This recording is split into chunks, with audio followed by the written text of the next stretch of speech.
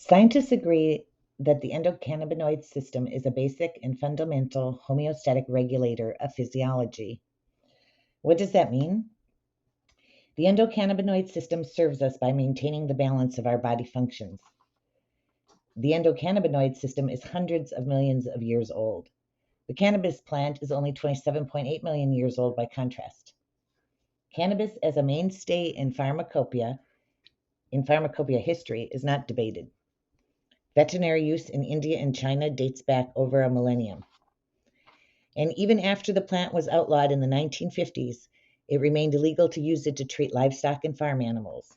In some places, India, Wisconsin, there are thousand-year-old texts that instruct on using cannabis to treat diarrhea in livestock and as an anthelmintic, antiparasitic, for footsore disease, and for relaxing the cows to increase the flow of milk, to stimulate the appetite, to reduce anxiety, to treat cankers and colic, for pain relief as an analgesic, as an antispasmodic, for bowel inflammation and stomach issues, for cough, congestion, or asthma, for interrupting and preventing convulsions, as a topical for skin abrasions and joint or muscle pains.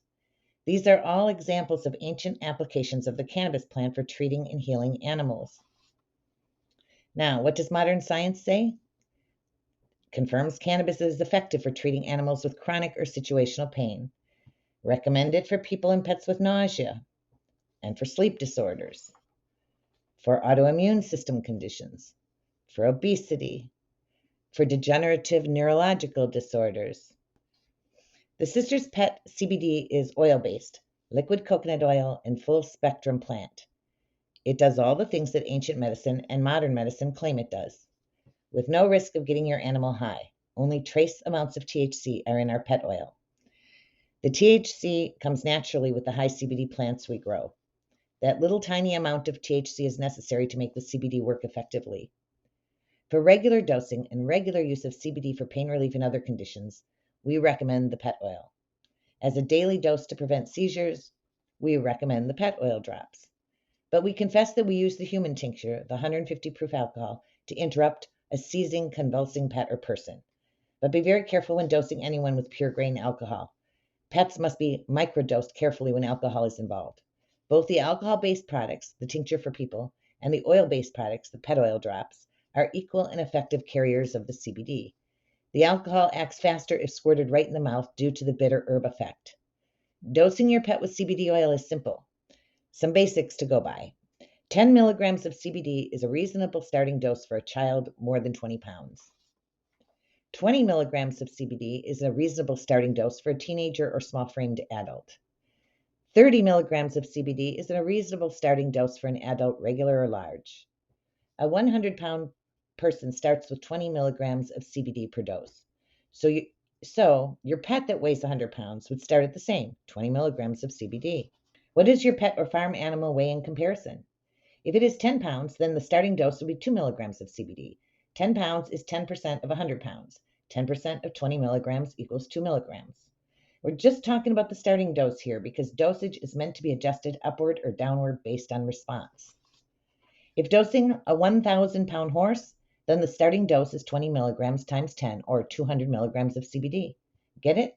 The animal is dosed on CBD based on its percentage of weight of a human adult dose. 1/4 teaspoon equals 1/4 dropper of the Sisters Pet Oil, and that has 10 milligrams of CBD. So far, we only discussed treating animal ailments.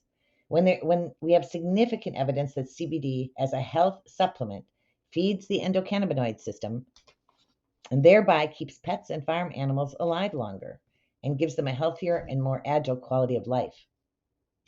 In regard to anxiety, we all know that if the pet owner is anxiety-ridden, so shall be their pet, and vice versa. So if anxiety is the issue, it could be that one or both of you should be on the CBD. Not necessarily always, not all days.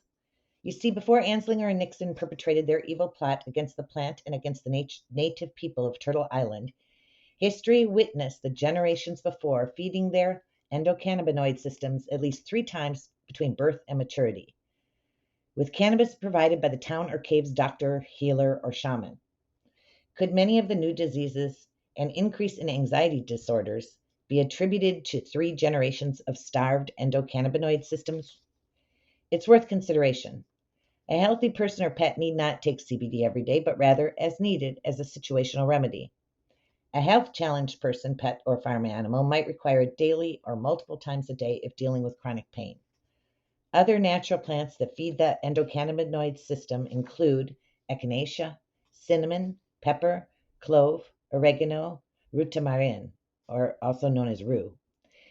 The ones with the stars are in our mood-stabilizing mushroom coffee. Our products are safe for people and pets. They're lab-tested for purity and potency. The recipes and concentrates are based on ancient knowledge and the wisdom of our ancestors. But our ancestors didn't have the labs and the breeding tools to bioengineer low THC strains, or the ability to use laboratories and testing to ensure consistent potency.